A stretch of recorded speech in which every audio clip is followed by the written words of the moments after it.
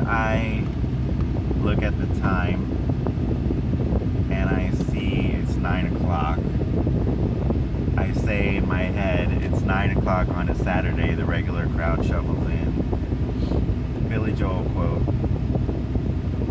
from The Piano Man. His defining song. And today, I look at the clock, it's 8:59, and it is 9 o'clock on a Saturday. Because it's Saturday.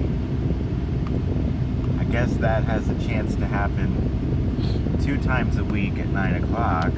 But if I'm going to think it's 9 o'clock at 8:59, then it can happen 4 times a week. And if I would do it at 9:01, that's 8 times a week. Anyway, there's a little bit about coincidence and correlation and causation. They're 3 different things.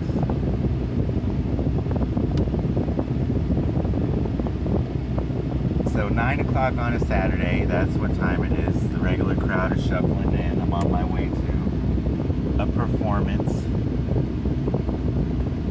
We had one last night. It went much better than could be expected. It was almost serendipity. So it was like a C minus. Okay, so that was mean. So 9 o'clock on a Saturday. Then it's 6 o'clock already. So that's Prince and the Bangles. I can't imagine Prince writing that song, but anyway, whenever it's 6 o'clock, I think of that. It's 6 o'clock already. I was just in the middle of a dream. And of course, that song is about running late. So often when you're looking at the time, you're running late. So there's some correlation there between thinking about the time, running late, and it being a certain time that's quoted in music. And then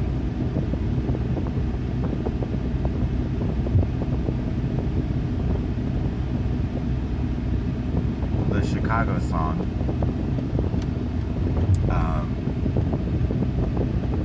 Saturday in the Park, I think it was the 4th of July. So every 7 years, it will be Saturday on the 4th of July. Yesterday was, except for leap year, that messes it up. I'm not sure exactly how. And then, of course, there's Friday the 13th, which it was yesterday. Somebody posted a slightly feminist revisionist history post, which said that Friday the 13th was the day that a particular person, male, white, persecuted some witches, who of course weren't witches. They were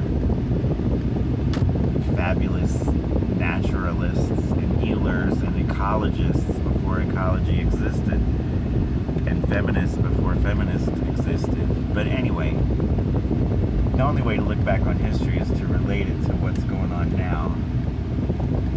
And there have always been wise women, and there have always been naturalists, naturists, herbalists who are women. Anyway, Friday the 13th was supposedly to be celebrated as a good thing, a return to a time before the white man power structure ruined everything. Of course, it also created everything. But anyway, I mean, if you're in power, you have to take responsibility for the good and the bad. And if you're not in power, you can't blame your problems on somebody else. Anyway, I thought Friday the 13th was the day that the Templars, the Knights of the Temple, who retook Jerusalem and had a reign in Jerusalem from the Muslims. I thought that was the day they were cracked church in an effort to stem a different kind of heresy from white men this time. But I don't know. What do you know about Friday the 13th? There has to be some significance to it being a Friday other than it was the 13th. I mean, we commemorate certain days on certain days of the month, but then other commemorations are moved around so that they are celebrated on certain days of the week. Like, why would Thanksgiving always be a Thursday? Why would Mother's Day always be a Saturday? I mean, a Sunday? And why would most of them jump around? July 4th, Christmas, New Year's Day. So that's an interesting study I'd like to see or do. The holidays that move around by the day of the week compared to the day of the month. And there we go. All right, so 2 performances today. Hopefully as good or better than last night. And it is 6 minutes and 30 seconds into the video that did not feature turning on the radio and talking about whatever came on. So we drove perilously and we talked about some song lyrics. So happy Saturday, everyone. It's no longer 9 o'clock on a Saturday or 6 o'clock on a Saturday. And hope you all are having a great day.